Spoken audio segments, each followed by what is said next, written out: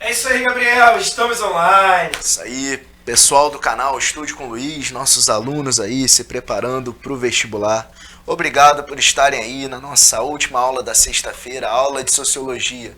Essa aula, não é ao vivo, né, gravada, mas estamos online aí para ensinar vocês essa importante matéria que vai um pouco para além do vestibular, né? Ela norteia muito aí da nossa vida, nos ajuda a pensar na gente como indivíduo, como parte de uma sociedade, quais decisões a gente tem que tomar, aquilo que é legal de se fazer, o que não é legal. Filosofia e sociologia, são matérias muito importantes para a formação do cidadão. Então, até ultrapassa, né, essa questão do vestibular. E é isso, fiquem com a gente aí na nossa querida aula de Sociologia. Matéria de hoje, o que a gente vai falar? Antropologia e a cultura popular. Qual é o objetivo da antropologia, como ela se relaciona com a cultura popular brasileira, o que é essa cultura popular brasileira, quais são as principais referências, e é por aí. Recado que eu dou sempre. Por favor, pessoal, curtir a gente aí, seguir a gente nas redes sociais que estão aí na tela. Tem o meu Instagram pessoal, tem o Instagram aí do Estúdio com Luiz. Além disso, se inscrever no canal, ativar o sininho da notificação, comentar esse vídeo, críticas, sugestões, ideias, debates, comentem nesse vídeo, por favor, curtam esse vídeo também, que isso aí vai melhorar bastante o engajamento do canal, vai estar valorizando o nosso trabalho, vai estar incentivando para que a gente se dedique cada vez mais para trazer aí um conteúdo de qualidade para vocês. Beleza, gente? Recado dado, vamos seguir o que a gente precisa saber aí nessa aula de antropologia e cultura popular. Bom, antropologia e a formação da cultura popular brasileira, como que esses conceitos se relacionam. Vamos falar também dos exemplos da cultura brasileira popular. Como é que a gente fala, cultura popular, mas o que é? Quais são os exemplos para a gente conseguir se situar melhor? Também vamos falar da relação entre a cultura popular e a erudita.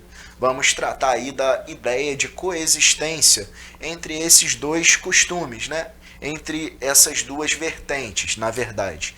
Vamos falar dessa coexistência, que é o ideal, e não você criar uma hierarquização, quer seja da popular acima da erudita, ou da erudita acima da popular. A gente não vai trabalhar por esse prisma, a gente vai entender que existe espaço para as duas. Por fim, vamos falar da cultura popular e como ela se transforma, como ela se relaciona com a cultura de massa, para a gente fechar a nossa aula de hoje. Beleza, galera? Bom, primeiro ponto então, antropologia e a formação da cultura popular brasileira. O que é antropologia? A antropologia é um ramo das ciências sociais, só que esse ramo das ciências sociais ele é muito rico em referências. A ideia da antropologia é como vamos estudar a história de sociedades que não possuem história escrita. Como a gente vai estudar história de sociedades tribais, de sociedades da Era do Bronze, de sociedades muito, mas muito antigas, de sociedades que não têm aquela metodologia de escrita europeia, asiática, que não tem pergaminho, que não tem registro. Como que a gente vai estudar? A gente simplesmente esquece. Fala ali, os indígenas brasileiros não vamos estudar que não tem escrita. Não, a antropologia ela vai buscar resolver isso. Ela vai usar diversos aspectos, por exemplo, aula de mitos e estruturalismo. Falei algumas coisas referentes a isso. Vai entender também a importância do mito, a importância da religiosidade, a importância da tradição oral para a gente construir um estudo sociológico sobre determinada época, determinado povo, determinada sociedade. Então, seguem aí o exemplo da mãozinha do Thanos, da manopla, né, que ela tem várias joias. A antropologia, ela tem também as suas joias do infinito, que quais são? Ela vai unir história, psicologia, linguística vai ser muito importante para a antropologia, economia, filosofia, ciência política. Além disso, vai também, no caso de determinadas sociedades, estudar numismática, que é estudo de moeda, vai estudar também arqueologia, são muitas, eu não botei todas porque sem necessidade, mas diversos campos da ciência vão trabalhar juntos para tentar desvendar sociedades que não têm história escrita. Que, entendam, é bem difícil. Até mesmo sociedades que têm história escrita, vamos estudar Roma Antiga. Cara, não é fácil. Não é fácil porque são poucas as referências. E é por isso que a antropologia ela é tão importante. A ideia da antropologia também é responder a seguinte pergunta, aí está o pintinho e o ovo. O que veio primeiro? A sociedade ou o indivíduo? É o indivíduo que direciona a sociedade ou é a sociedade que direciona o indivíduo? Ao você unir todas essas ciências, você começa a criar respostas para essa questão. Bom, seguindo aí, antropologia é a formação da nossa cultura. A cultura brasileira, a formação histórica do Brasil, ela vai criar então um padrão cultural. Quem quiser voltar lá, aula de padrões culturais, falamos um pouquinho sobre isso. E vai ter uma influência direta de um fenômeno. Qual é esse fenômeno? A colonização. A colonização ela vai criar a nossa cultura. A nossa cultura brasileira, querendo ou não, infelizmente, ela é pautada numa herança violenta. Ela é pautada no extermínio. Ela é pautada na invasão europeia sobre aqui o Cone Sul da América, né? Ela é influenciada pela colonização. E aí tem várias marcas. Bom, uma marca, grande miscigenação. A cultura popular brasileira está atrelada à miscigenação. Então a gente tem elementos, por exemplo, como a Umbanda, né, que é uma religião brasileira, fundada aqui no Brasil, que ela vai reunir elementos do catolicismo e do candomblé. Uma ideia de religiosidade híbrida, uma ideia de cultura híbrida, uma ideia multicultural, né, variável, pega referências europeias, africanas e assim por diante. A miscigenação ela vai influenciar isso. A gente vai ter cultura híbrida aqui.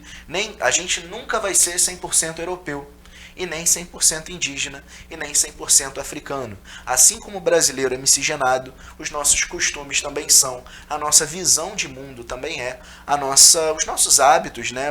As nossas instituições. Tudo isso está influenciado por essa matriz étnica que formou o Brasil. Assim como a matriz étnica formou o Brasil, não foi, a gente estuda isso em história, que não foi um processo muito pacífico, né? Teve extermínio, teve dominação, teve colonização. A colonização é isso, né? O imperialismo, imperar sobre o outro, uma civilização se impor sobre a outra, um choque cultural, um choque civilizacional, já diriam aí os professores que passam a matéria de América, por exemplo. E a cultura popular ela vai ter resquícios disso. Ela vai ter resquícios, por exemplo, do racismo. A cultura popular ela vai refletir isso. Ela vai refletir, por exemplo, a resistência do negro. Ela vai refletir, por exemplo, em determinadas partes, pessoas que vão torcer o nariz para a cultura popular justamente por ela ter referências africanas, justamente por ela ter referências indígenas.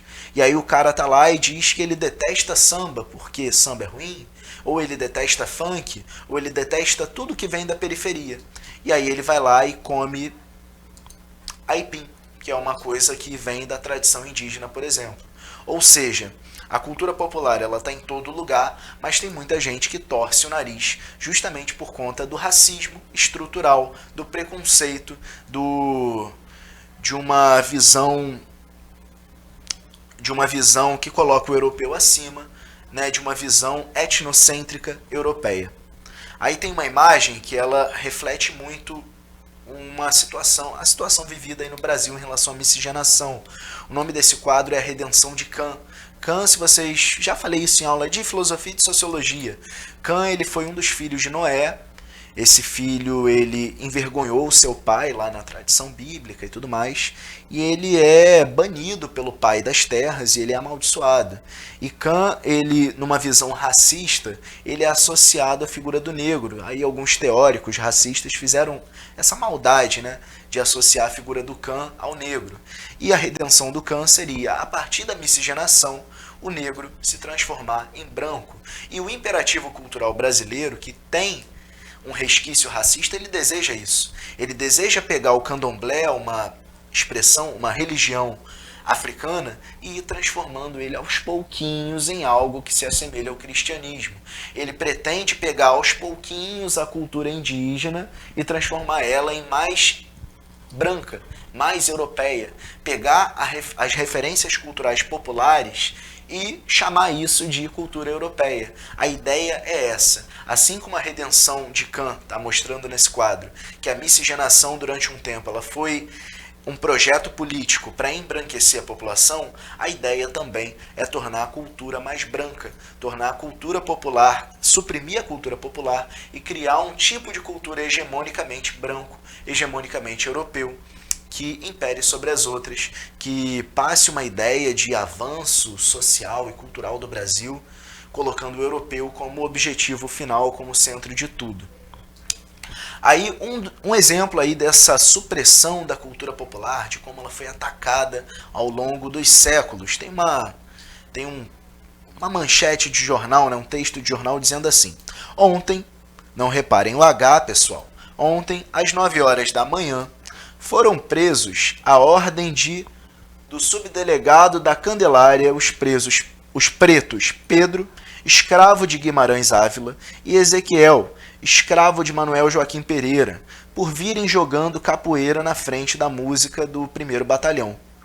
Estando aquele armado de um punhal, foram presos no Largo do Paço pelos rondantes do 5º Distrito e remetidos para o xadrez da polícia pelo capitão Marques Sobrinho.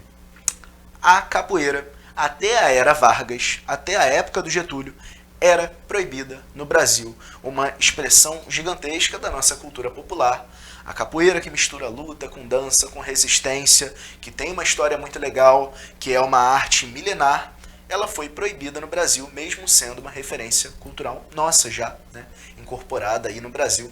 Ela foi proibida até a era Vargas, e aí Getúlio Vargas, a partir da década de 30, ele vai falar, bom, precisamos criar a identidade nacional do Brasil.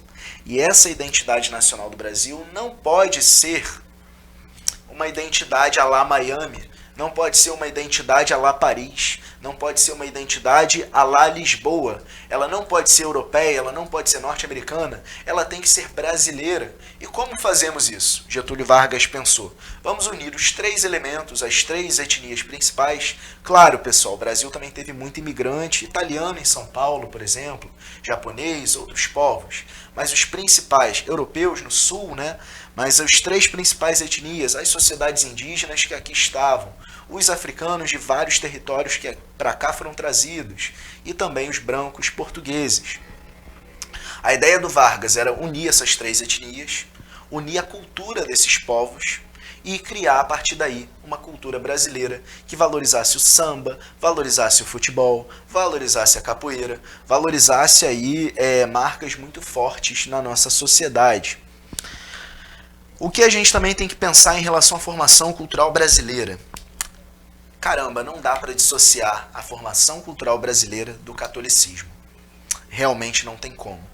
Foram séculos, pessoal, séculos de catequese, séculos de aculturação religiosa indígena, séculos de aculturação religiosa africana, séculos de uma imposição do catolicismo da época, não estou criticando a Igreja Católica de hoje, séculos de uma imposição do catolicismo sobre as minorias aqui no Brasil. Isso influenciou bastante a nossa história. Aí eu coloquei um exemplo que eu gosto muito de dar em aula. Qual é o exemplo? Só um minutinho. Questão, por exemplo, do analfabetismo no Brasil.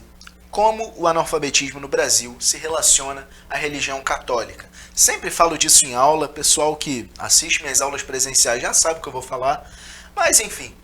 Bom, Estados Unidos da América e Brasil, ambos os países tiveram escravos, uma população ali escravizada. Essa população era parcialmente incorporada à religião do país.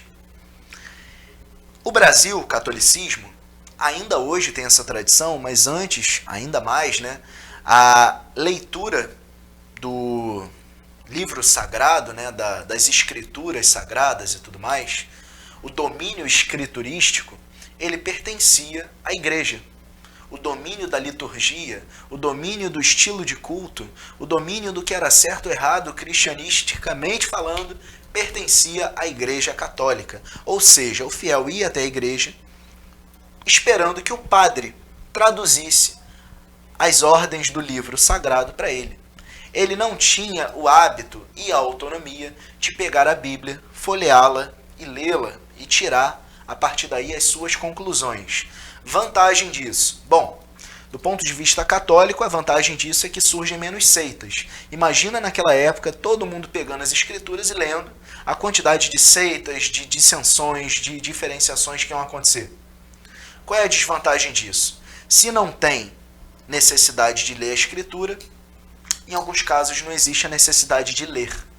Se não existe a necessidade de ler, não existe a necessidade de estudar. Nos Estados Unidos da América, religião não era católica a principal. Religião protestante, puritana, calvinista ou luterana, mas protestante ali. Pessoal que, ao contrário dos católicos, gostava muito da Bíblia. Tinha a Bíblia quase como um outro membro ali da Santíssima Trindade. Era uma importância muito grande para a Escritura. Eles tinham até assim, uma certa reverência ao ler a Bíblia. Os antigos puritanos, eles não podiam, por exemplo, comer enquanto estivessem lendo, tinham um lugar específico para o livro ficar, eles tinham todo um zelo, né, todo um cuidado, era um crime você amassar uma página de Bíblia, ou você rasgar uma Bíblia, ou jogar fora. Tudo isso era considerado um crime. Era considerado algo muito errado. E devido a esse apego às escrituras, né, os protestantes eles liam muito mais. Os ministros protestantes davam o culto e tudo mais, a liturgia, mas os membros eles liam bem mais. Não à toa que os Estados Unidos da América é um dos grandes berços de seitas ligadas ao cristianismo. Surgiram muitas seitas ali, por conta dessa liberdade também de interpretar a Bíblia. Qual é a questão positiva nisso tudo? Os protestantes eles incorporaram parcialmente a população escrava à religião. E aí? Como é que o escravo vira protestante? Ele tem que ler. Se ele for virar protestante, ele tem que ler a Bíblia. Para ele ler a Bíblia, ele precisa aprender a ler. Para aprender a ler, ele precisa estudar. Ou seja, para vocês entenderem como a religião influencia a formação da cultura. O analfabetismo gigantesco do Brasil que está sendo combatido até hoje, esse analfabetismo que atrasou séculos na nossa história, atrasou demais os avanços sociais daqui, ele também foi influenciado pela religião, porque aqui não havia necessidade de você fazer o escravo aprender a ler. E depois da abolição da escravatura, o escravo foi colocado sem reparação histórica, sem espaço, convivendo com racismo, sem estudo, ou seja, com todas as condições desfavoráveis, absolutamente todas. Nos Estados Unidos não, teve uma inserção melhor na sociedade e além disso eles sabiam ler. Sabendo ler e sabendo escrever, você consegue fazer um trabalho que não seja apenas braçal. Você consegue trabalhar com a mente e isso foi fundamental para, nos Estados Unidos, a situação da escravidão, reparem, não estou falando que foi boa, estou falando que foi menos pior do que aqui no Brasil. Enfim, continuando. Outra coisa importante da cultura popular, ela muda constantemente. O que é cultura popular hoje pode ser incorporado amanhã pela cultura hegemônica, né, por essa cultura de massa, e pode deixar até, não é que deixe de existir, mas pode começar a ser instrumentalizado e ser transformado em algo muito midiático. Exemplo disso é o funk. Funk nem brasileiro ele foi incorporado aqui pelo Brasil, mas se transformou em parte da cultura popular. E hoje o movimento é que o funk esteja cada vez mais na mídia, cada vez mais se transformando num produto de massa e fugindo cada vez mais de onde ele nasceu, que foi nas comunidades carentes aqui do Brasil, principalmente da região sudeste. A tendência é ele sair aqui tanto do Sudeste quanto das comunidades e ir para o Brasil todo como uma música padronizada, transformada em produto, incorporada à indústria cultural, massificada e cada vez mais artificial, cada vez refletindo menos a situação social, econômica e as impressões daquele povo que incorporou primeiramente esse estilo musical. Agora, continuando. Não só o funk, pessoal, existem muitas, mas muitas referências culturais. O Brasil é um país continental, absurdamente grande, gigantesco, é tamanho assim, daria para botar uns 30 países aqui dentro do Brasil. E devido a isso, a gente tem muitas referências culturais. Exemplos disso, literatura popular, música popular, dança, Festa popular, a gente tem uma cultura própria no Pará e a gente tem outra cultura própria no Rio Grande do Sul. Não são todos os países que têm esse luxo. Isso é um luxo, pessoal. Isso é um luxo. Então eu sempre falo assim, os alunos às vezes têm o sonho de ir para fora, né? O cara fala para mim, eu quero conhecer a França. Eu falo, pô, mas se não der para conhecer a França, começa pelo Brasil mesmo. Porque se a gente for de um estado a outro, a gente está indo praticamente de um país a outro, dada determinadas diferenças aí dos costumes. A gente tem, por exemplo, a literatura de cordel aí na região Nordeste, aqui no Rio, aqui no Sudeste já não tem essa tradição. As regiões elas possuem uma riqueza cultural muito grande. Aí outros exemplos, carnaval, o frevo, essas músicas de infância como a ciranda, a cirandinha, tudo isso é referência da cultura popular brasileira, tudo isso é formação, faz parte da nossa formação enquanto indivíduos. Quer a gente goste ou não, você pode, por exemplo, não se identificar com o carnaval. Tem gente que não gosta, prefere viajar para um lugar frio, não gosta muito de desfile, não gosta muito de bloco, mas isso influencia a nossa vida, faz parte aí de quem nós somos.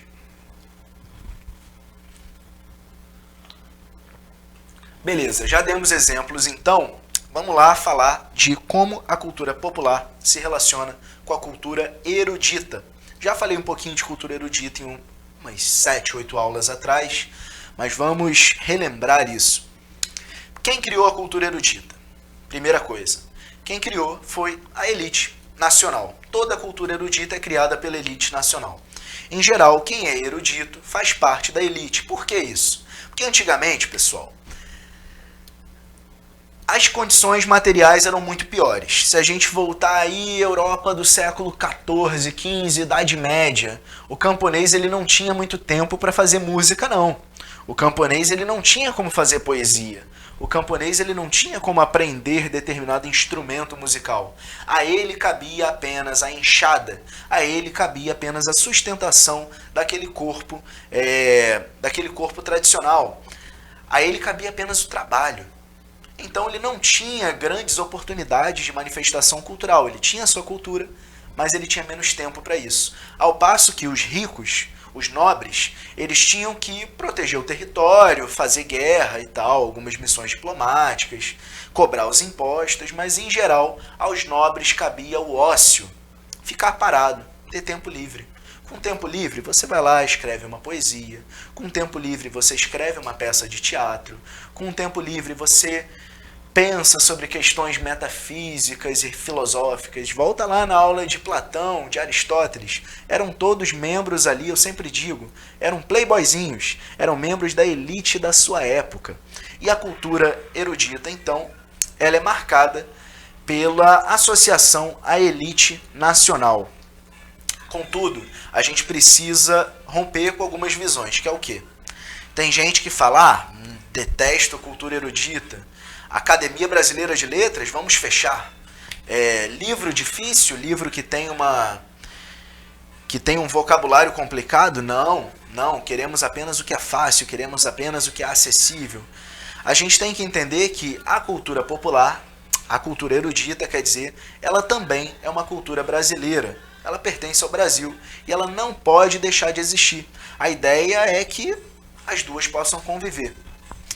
Bom, enfim, aí seguindo, a ideia é justamente isso, é uma conciliação entre a cultura popular e a cultura erudita, a coexistência das duas.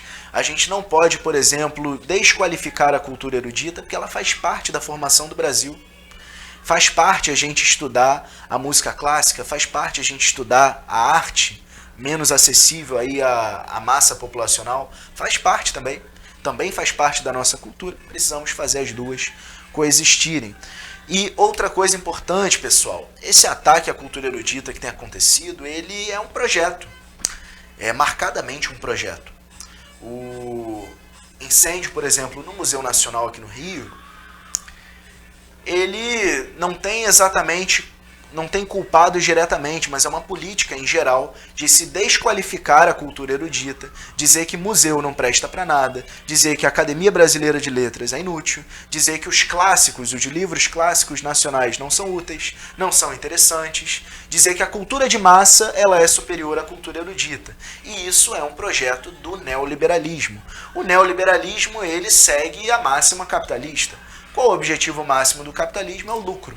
O lucro ele não vê se é popular, o lucro não vê se é erudito, o lucro não vê se é cultura de massa, o lucro não se importa se está passando uma ópera na televisão ou se está passando o programa de auditório ou reality show. O lucro não se importa com isso, ele quer apenas a audiência, ele quer apenas a publicidade.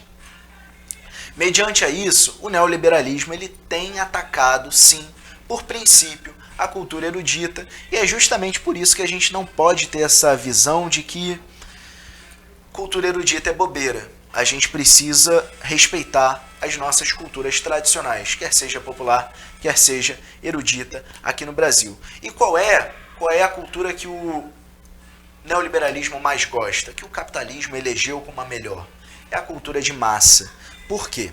Porque a cultura de massa é a forma de cultura dominante na atualidade. Por quê? Por que a indústria cultural está sempre crescendo? Por que ela está sempre incorporando novas tendências? Por que ela está transformando... Por que ela está transformando partes da cultura popular e massificando? Por quê, pessoal? Ela dá lucro. A cultura de massa é fácil, ela é fácil de assimilar, ela é fácil de consumir, ela é fácil de produzir e devido a essa facilidade, ela acaba imperando aqui no Brasil. Bom, a ideia é, a massificação, ela não deseja consumidores críticos. A ideia, beleza, digamos que a gente é comerciante. Se você é um comerciante, você pode vender um produto que ele é muito complexo, difícil de fazer e raro, ou você pode fazer um produto mais simples, um produto que vai te dar trabalho nenhum, um produto que você pode pegar a fórmula dele e repetir. Os dois você vai ter o mesmo lucro. O que o capitalismo vai preferir? Ele vai preferir vender aquilo que é massificado. Aquele programa de reality show que, por exemplo, você pode fazer um modelo nos Estados Unidos, outro no Brasil, outro na Argentina. Você pode reproduzir ele em 40 países. Você pode criar ali uma marca. Você pode expor nas redes sociais. Você pode gerar engajamento e resposta dos consumidores. A massificação ela deseja isso, ela não deseja nada muito artesanal, nada muito artístico, nada muito criativo. A criatividade para a cultura de massa, ela tem que ser superficial, porque ela precisa ser facilmente incorporada, facilmente transmitida, e ela precisa ser viciante, ela precisa de tudo, acima de tudo, quer dizer, do consumo, e não da apreciação. Ela precisa de um consumo rápido, e não de uma contemplação profunda. Deu para entender? Então a produção dessa cultura ela funciona de uma forma muito artificial. Ela não leva em conta contexto histórico, ela não leva em conta a história de um país, ela não leva em conta a resistência de determinado grupo. Tudo o que ela se propõe é o lucro, porque assim é o sistema no qual ela está inserida. Então, por fim, para a gente entender, não existe na cultura de massa, pessoal, nenhum tipo de compromisso com a formação nacional. A cultura de massa não se preocupa no papel do negro ou da mulher na sociedade. Ela não se preocupa em criar uma sociedade com uma equalização maior, uma sociedade mais igualitária. Ela não se preocupa em diminuir problemas sociais. Ela não se preocupa com o futuro. Ela só se preocupa com o presente. E o presente que ela deseja é um presente de muito lucro. Ou seja, dos tipos de cultura, esse tipo de cultura de massa aí, né, a cultura de massa, acaba sendo o exemplo mais maléfico aí para o futuro do Brasil, para o futuro de qualquer país. Beleza, gente, vamos agora para os exercícios, para a gente fechar a aula de hoje. Exercício 1, vamos lá. O frevo é uma forma de expressão musical, coreográfica e poética, enraizada no Recife e Olinda, no estado de Pernambuco. O frevo é formado pela grande mescla de gêneros musicais, danças, capoeira e artesanato.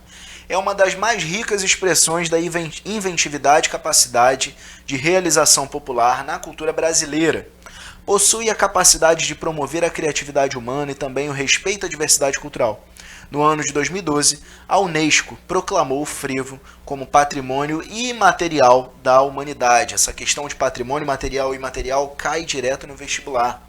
Patrimônio imaterial é aquilo que não precisa ser tocado, mas é uma expressão de um povo. Não é algo físico. Comando da nossa questão. A característica da manifestação cultural descrita que justifica a sua condição de patrimônio imaterial da humanidade é a... Qual é a característica que faz poder ser considerado patrimônio imaterial?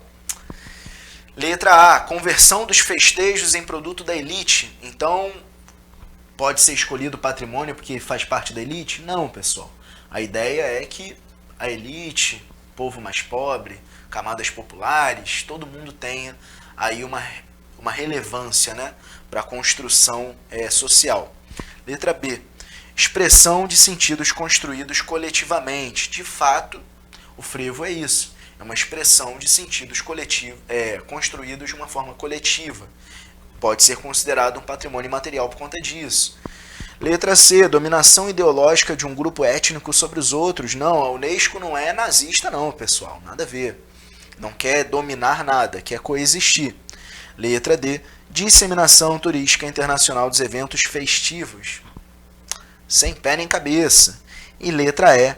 Identificação de simbologias presentes nos monumentos artísticos. É imaterial, monumento artístico e imaterial, coisas contrárias. Só pode ser então a nossa querida letra B, a expressão de sentidos construídos coletivamente.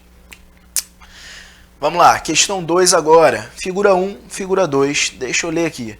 Recorte fotográfico de Maria Bonita da década de 30. Traje da coleção de Zuzu Angel. Vamos voltar na imagem? Tá aí a roupa, né, tradicional do sertanista, né? Vamos para o comando. Elaborada em 1969, a releitura contida na figura 2 revela aspectos de uma trajetória e obra dedicadas a... Tá falando da Zuzu Angel, que foi uma ativista.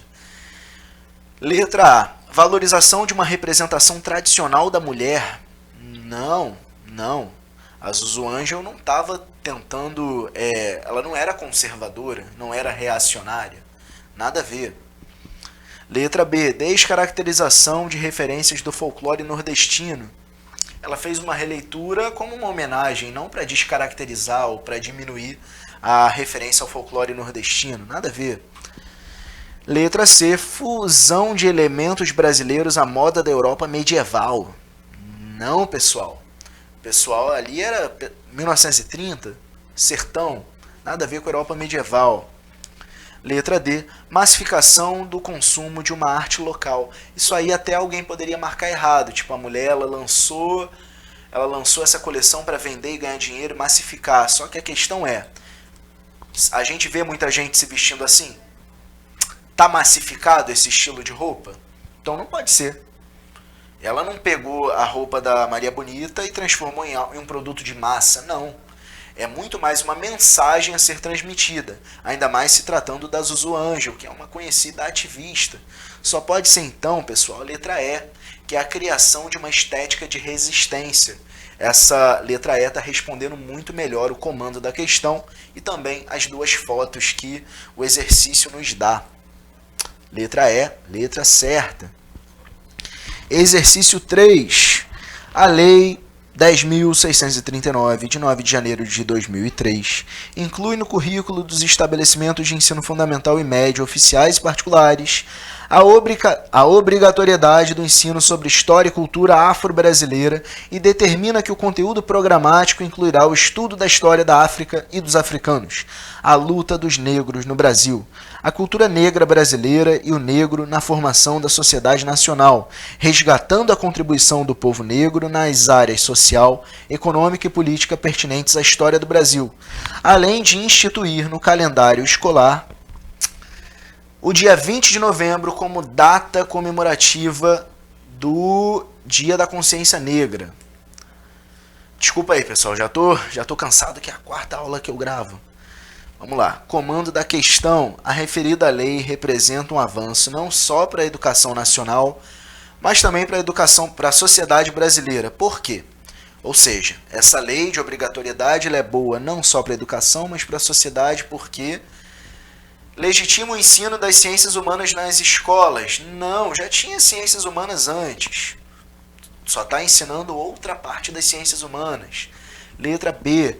Divulga conhecimentos para a população afro-brasileira. Também não está ensinando só afro-brasileiros. É tipo assim, saiam da turma alunos brancos, fiquem só os afro-brasileiros. Nada a ver. Letra C. Reforça a concepção etnocêntrica sobre a África e a sua cultura. É exatamente para combater isso que essa lei foi inserida. Letra D. Garante aos afrodescendentes a igualdade no acesso à educação. Está falando sobre ensinar e não sobre uma medida política de acesso à educação. Isso aí poderia ser considerado, por exemplo, a política de cotas, que seria uma tentativa. E letra E. Impulsiona o reconhecimento da pluralidade étnico-racial do país. Resposta certa só pode ser aí a nossa querida letra E, pessoal. Exercício 4 agora, vamos lá. Na segunda metade do século XIX, a capoeira era uma marca da tradição rebelde da população trabalhadora urbana na maior cidade do Império do Brasil, que reunia escravos e livres, brasileiros e imigrantes, jovens e adultos, negros e brancos. O que mais os unia era pertencer aos porões da sociedade, cultura popular. E na última escala do piso social estavam os escravos africanos. Muito interessante esse texto. Está dizendo justamente que a cultura popular ela pertence a um povo, mas em geral ela também é incorporada ali por quem está à margem da elite de determinado país, né? De determinado território. Está falando que brancos, negros, jovens e idosos, imigrantes também, todo mundo que não estava ali em cima da carne seca, né? Todo mundo gostava e curtia ali a capoeira. Comando da questão. De acordo com o texto, um fator que contribuiu para a construção da tradição mencionada foi elitização dos ritos católicos. Cara, poderia até ser, mas não tem nada a ver com o texto. Nada a ver com o texto. E mesmo assim o branco ele não sofria elitização de rito católico. Ele poderia ir à igreja tranquilamente. Letra B. Desorganização da vida rural. Nada a ver. Letra C. Redução da desigualdade racial. Também não dá pra gente dizer que no século XIX tinha redução de desigualdade racial. Era época de escravo. Caramba, não dá, né? Letra D. Mercantilização da cultura popular. Isso aí tá acontecendo nos dias de hoje. Mas na época não. Quem ia é quem estava à margem. Não tinha nenhum burguês ali lucrando com a capoeira, nem nada do tipo. Letra E, a nossa questão certa, a diversificação dos grupos participantes. A tradição foi construída justamente porque eram muitos grupos fazendo aquele todo ali chamado capoeira. Letra E é a letra certa. Vamos lá fechar exercício 5. O relativismo cultural é um princípio segundo o qual não é possível compreender, interpretar ou avaliar de maneira significativa os fenômenos sociais, a não ser que sejam considerados em relação ao papel que desempenham no sistema cultural. Está falando do relativismo cultural, já tivemos aula disso, voltem lá, quem não assistiu. Está definindo aí o relativismo cultural, né? Que é você não olhar o outro com a sua lente, mas colocar a lente do outro e ver o que o outro pensa sobre si e não ficar fazendo um julgamento, um juízo de valor sobre a cultura alheia. Comando. Tendo por base o anúncio transcrito acima, é correto afirmar que, letra A, relativizar é construir descrições exteriores sobre diferentes modos de vida. Vamos seguir. Letra B. Relativizar é uma tentativa de construir descrições e interpretações dos fatos culturais a partir do que nos dizem os que fazem os atores destes fatos culturais. Bem bacana. É você construir a sua concepção não pelo que você acha, mas sim pelo que o outro diz, o outro que está inserido ali, que vive ali. Realmente, provavelmente essa é a certa. Relativizar é uma defesa da homogeneidade cultural. Não é justamente o contrário. É uma ideia de cultura heterogênea, você vê o diferente e respeitar. Letra D é o reconhecimento da unidade biológica da espécie humana. Através dessa unidade biológica podemos explicar as realidades culturais e os comportamentos das pessoas. Explicar tudo pela biologia nas ciências humanas? Também não, pessoal. E letra E, o relativismo defende que todas as culturas tendem a se assemelhar com o passar do tempo e que ao difundir nossos hábitos estamos colaborando com esse processo. Também não. Relativismo ele vai valorizar a diferença. Ele vai dizer que, caramba, somos ricos porque somos diferentes. Se todo mundo fosse igual, tudo ia ser muito mais chato. A gente teria menos museus, teria menos filmes, menos séries, menos cultura, menos referência, menos coisas para aprender, né, e para ocupar a cabeça. Só pode ser a letra B, pessoal.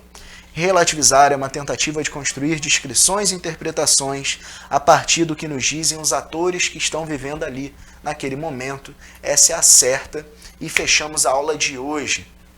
Sigam então a gente aí, pessoal, no Instagram, curtam esse vídeo, comentem, se inscrevam no canal, ativem o sininho da notificação e é isso aí. Qualquer dúvida, respondo aí vocês, escrevam, comentem, falem, por favor, isso ajuda bastante aí o nosso trabalho e a gente fica todo feliz quando recebe uma dúvida aí de vocês, alunos. Dúvidas, críticas, sugestões e é isso aí. Tamo junto, pessoal. Valeu!